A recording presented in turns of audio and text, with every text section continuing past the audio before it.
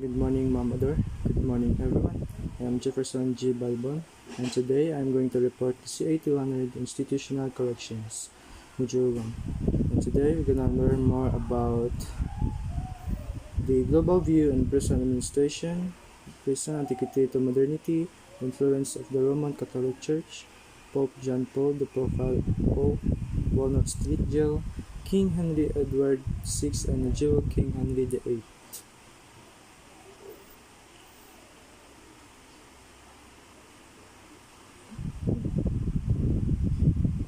Facts, definition of terms, and enumerations. What is institutional-based correction? Institutional-based correction means that the individual is placed in a prison or jail, which means they are housed in a secure correctional facility. What are the functions of institutional corrections? The functions of corrections are to provide control, custody, and care to any person convicted of a criminal offense. Providing control for correctional clients is twofold. The first thing that needs to be addressed is the correctional employee. Differentiate institutional correction and non-institutional correction. Institutional corrections vary from non-institutional because they contain more privatized methods than non-institutions that have been invented by companies as a way to receive profit margins. What are the 5 goals of constitutional corrections?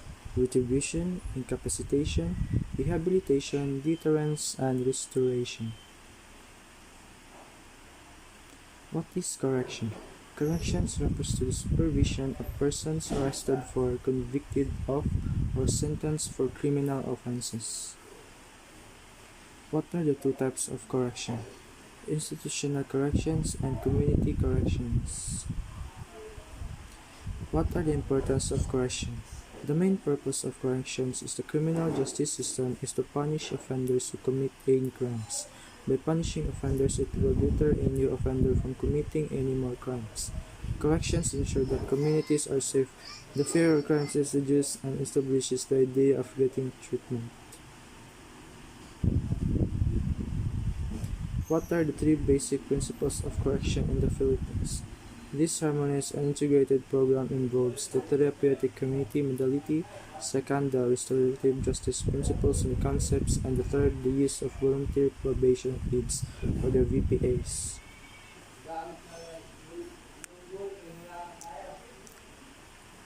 What are the institutional corrections in the Philippines? New Bilibid Prison, Davao Prison and the Penal Farm, Cebu Provincial Detention and Rehabilitation Center, CPDRC or CPDRC Dancing Inmates, Correctional Institution for Women, the Wahig Prison and Penal Farm, South Cotabato Rehabilitation and Detention Center, and the Manila City Jail.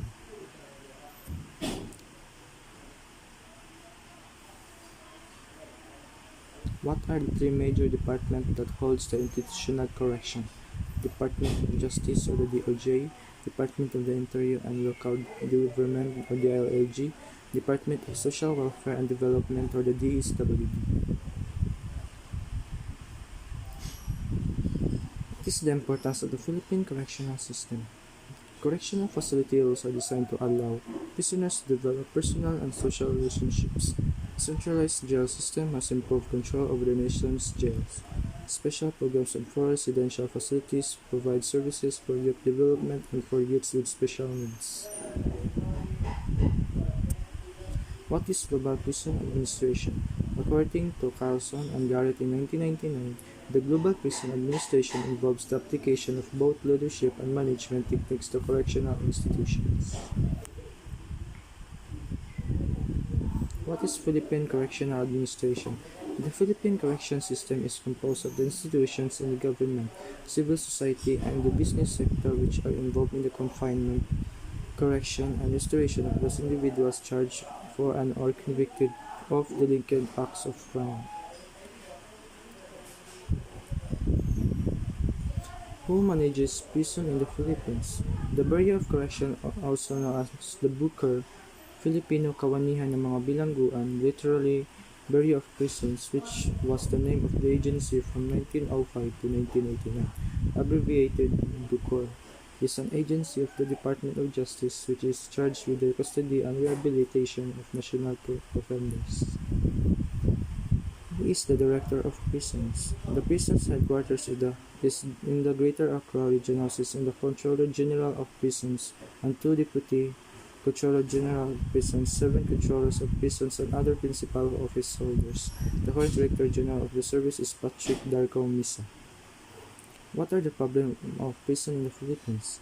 In addition to overcrowding, prisons in the Philippines have poor ventilation, limited food supply with low nutritional value, unhygienic conditions, and inaccessible medical care. Mental health issues also arise due to isolation and lack of privacy.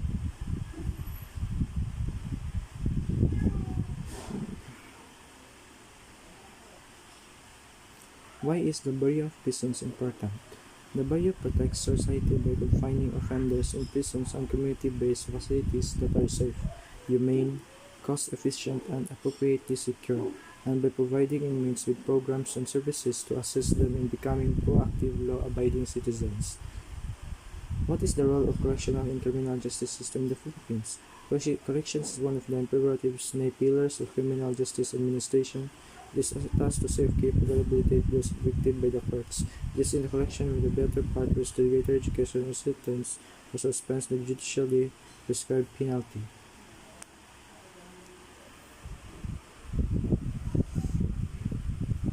Beginning of discussions. In 2018, the Philippines held the 6th highest prison population out of 21 Asian countries. As of 2019, the Philippines population has stood at 108.31 million people, and 215,000 of those people were incarcerated. Therefore, the Philippines has an incarceration rate of about 200 per 100,000 citizens. There are 933 prisons running in the Philippines. Unfortunately, they are mismanaged and overcrowded. Below are 5 important facts. 5 facts about the Philippines incarceration. Severe overcrowding. Rodrigo Duterte won the presidential election in 2016. Promised to end the crime within 6 months. This promise also ignited the tens of thousands of criminals. Duterte's election led to infamous war on drugs and eventually overcrowded prisons. Manila City Jail, the largest jail in the Philippines, is split into dorms that simply house 170 inmates. Currently, these dorms house around 20 people. Similarly, in a room designated for 30 people, about 130 in the Quezon City Jail. Severe overcrowding of prisons leads to illness and death tolls in thousands. Number 2, pretrial detainees. According to the World of Prison of Brief, 75.1% of the incarceration within the Philippines incarceration system are pretrial. Pretrial detention is found in the judicial system all over the world. Number 3, high death tolls. Did you know there are about 12,200 at the New Bilibid Prison or BDP? According to Ernesto Tamayo, there are 3 reasons of deaths those deaths are due to overcrowding, dirty living conditions, and flood. In the year 2019, Deputy Senator Tamayo said that there were untreatable outbreaks of pulmonary tuberculosis.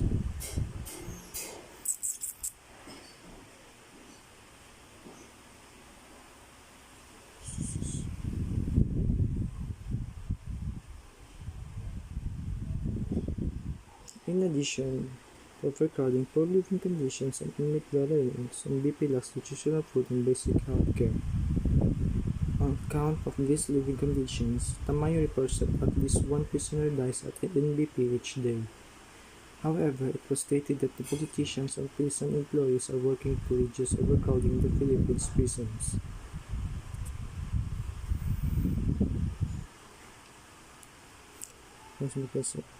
Number 4. Vigilante justice. Duterte's war on drugs escalated during his presidency.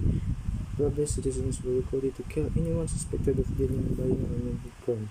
It was one of the many ways to deal with jobless people to earn money in order to sustain and survive for their lives. That's why many homeless and improvised people joined the vigilante teams. In year 2016, said the Philippines war on drugs has reiterated the belief that extrajudicial violence and murder are necessary. However, the Human Rights Watch has turned to a narrative around the 30. They are publicizing information about the vigilante corruption. In August 2018, the public learned of former mayor had been released from prison for good behavior. He was originally charged for a rape and homicide in 1993. Similar stories of corruption in Philippines prisons continue to emerge. Last September 2018, the public learned that a woman was told her husband 6 times would be shortened if she paid 50,000 pesos. Later, the legislature stated that inmates could leave bookings for free. This information led to further allegations prison workers officials were taking bribes or being indisposed with contraband to inmates. The contraband in question included cigarettes, cell phones, and televisions. Supposedly, inmates can also be paid for personal cooks and nurses. Inmates who can afford a better life within the prison are stuck in overcrowded and dirty rooms. These inmates have a higher rate of becoming ill and of deaths. Now that the corruption abuse and art, officials are taking steps to weed it out, one prison at a time. Possible fix will increase awareness in the Philippines prison system. There is hope the conditions will be improved and the vigilante justice will end. It will take time to fix the Philippines judicial and incarceration systems. However, with the help of advocacy groups like Human Rights Watch, a change could come sooner than expected, according to Marley Ingram. The earliest records of prisons come from the first millennia BC, located in the areas of mighty ancient civilizations of Mesopotamia. During those times, prisons were almost stationed underground dungeons where guilty or suspected criminals spent their life either waiting death sentence or come on to become slaves, often working in the sun. The section from the world comes from the home of the modern democracy Greece. They were held in the poorly isolated buildings where they could often be visited by their friends and family. Primary source of the detention were not dungeons with high bars with simply wooden blocks but were attached to the foot. Ancient Roman Empire, however, continued to harsher methods. Their prisons were built almost exclusively underground with tight claustrophobic passageways and cells. Prisoners themselves were held in the simple cells that chained up the walls for life or lifetime. As slavery was accepted in the norm those days, majority of prisoners that were not sentenced to death were also as slaves used by Roman government as workforce. One of the most famous uses for the slaves in the Roman Empire was on gladiators. In addition to fighting in the arena, sometimes there's left them into training in the special gladiator training houses or logistics. Many slaves were thus in support workforce that enables smoother run of the popular gladiator business.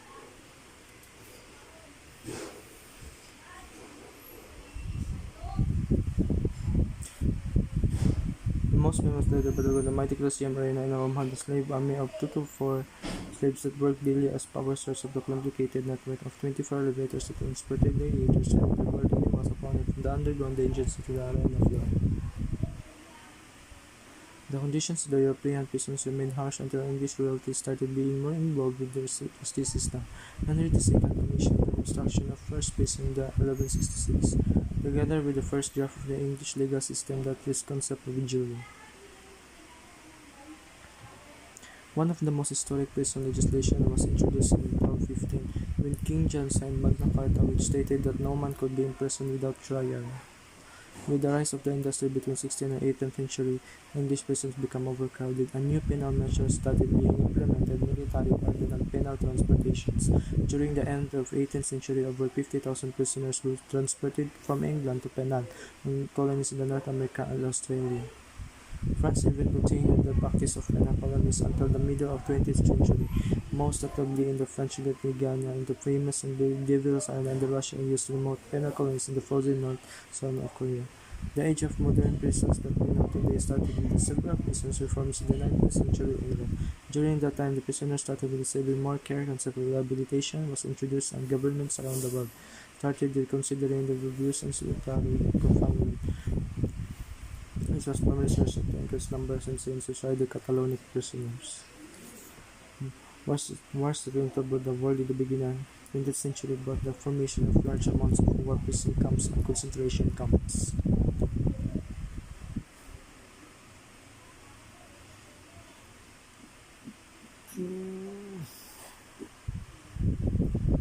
Most famous examples of those types of prisons happened during World War II, when Nazi government formed over 300 detention centers in which political opponents, Jews, gypsies, criminals, and others were detained without judicial process. Majority of them was eventually killed on an unprecedented massive scale that is today estimated to be between 11 and 17 million people.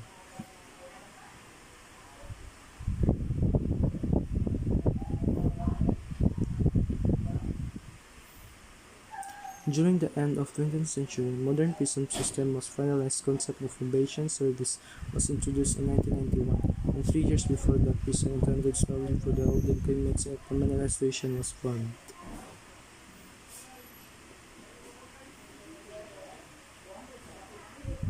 Those supermax prisons became widespread across the entire United States. Inmates in those prisons are held in the 23 hours long periods of self-isolation within the occasional communal yard time, work educational programs, and meals in cafeteria. Different types of prisons.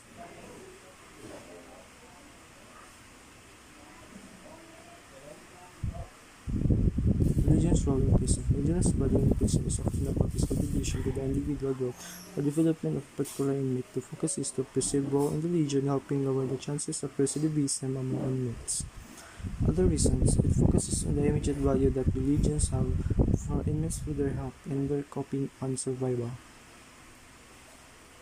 The influence and practice of religion in the correctional setting is as old as the history of prisons. Initial entry of religion into prison was probably carried out on religious men who themselves were in prison.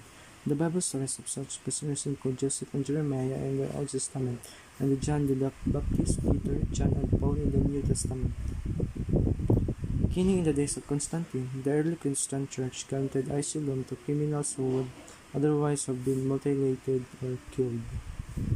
Although his custom was restricted in most countries, by the 15th century, releasing prisoners during Easter time only was by church authorities to pardon or reduce sentences for offenders, remained for centuries within the latter still in their existence in the modified form. Imprisonment under church jurisdiction became a substance for corporal or capital punishment in medieval times. The Roman Catholic Church developed penal techniques later used by secular states such as the monastic celibates served as punishment place. In 1953, the Protestants in Amsterdam built a house of correction for women, and for men in 1603. In Rome, once the Sisters of the Good Shepherd built correctional facilities for women. In year 703, Pope Clement XI built the famous Michel Prison as a house of correction for younger offenders with the separation silence work and further emphasized. As late as the 18th century, the Vatican prison still served as the model prison design of Europe and America. Early settlers from North America brought with them the customs and common laws of England, including the pillory, the stocks, and the raping. During the 18th century, isolating offenders from fellow prisoners became the accepted correctional practice. It was thought that the long-term isolation combined with the in-depth discussion with clergy would lead inmates to repent and become penitent, sorry for their sins. Thus, the term penitentiary was derived. West Jersey and Pennsylvania were primarily responsible for many of the prisons in France. They developed the idea of substituting imprisonment for corporal punishment and combining the idea of prison with the workhouse. The prototype of this regime was the Walnut Street jail in Philadelphia that reflected Quakers who believed in man's ability to reform through reflection and remorse. Even during the 19th century, when daytime work was initiated by the Auburn system, solitary confinement at the night was still a norm in the correctional practice. The first solitary confinement was thought to serve the same repenting purpose of the older penitentiary. Belief in education as a tool for reducing criminal activity also assisted in the growth of religion prison. Due to limited budgets of correctional institutions, chaplains were often called upon to be the sole educator of many American prisons. The schooling often consisted of chaplain guarding the dark corridor with a lantern hanging from the cell bars while exploiting the Britain's repentance. Volunteers also have a long history in the corrections that can be tracked back to the beginning of the prisons. In the last 20 years, many religious groups have entered the correctional facilities to provide religious services to inmates.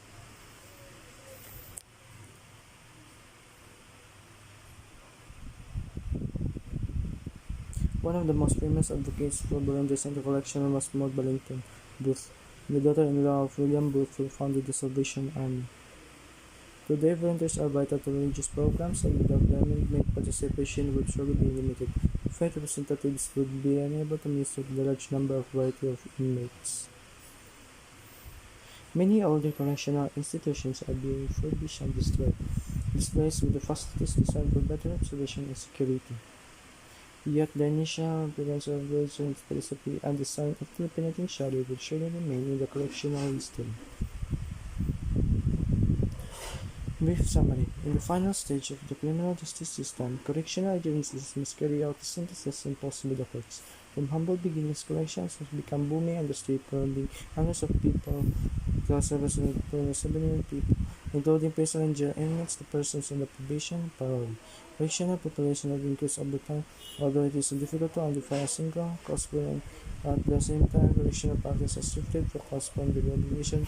Incarceration in the United States currently has the world's highest incarceration rate.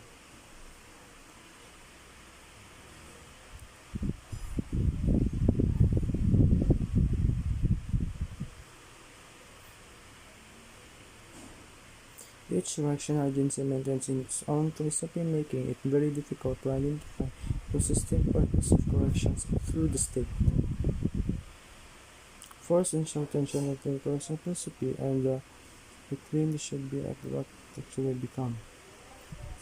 Challenges most probably the selectional process, but tension related to research, distribution, and distributor also influence how the system works and what it's able to achieve.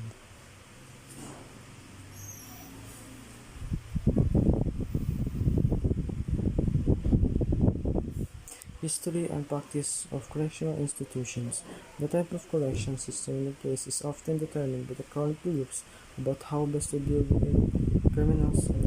Correctional institutions have evolved from the state rehabilitation centers to less expensive congregate systems. It varies based on the physical organization's security levels. Regardless of the institution's incarceration, consists of the total control of the deprivations that shape the prison atmosphere at the inmates who believe within it.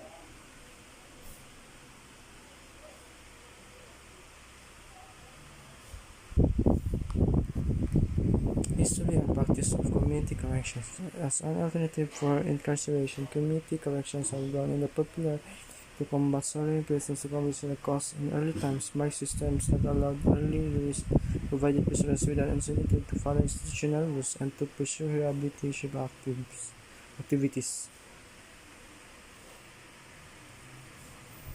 The original goal of parole was to rehabilitate offenders, with the development of short-term sentencing policies. However, the use of parole has greatly diminished. Probation was developed to allow serious offenders to serve their sentence in the community and has become the most popular sentence in the United States today. As dissatisfaction with the current correctional system, lack of correctional funding continue, there has been growth in the use of alternative intermediate sanctions. And that is all. Thank you. This is the end of the slides. Thank you and God bless us all.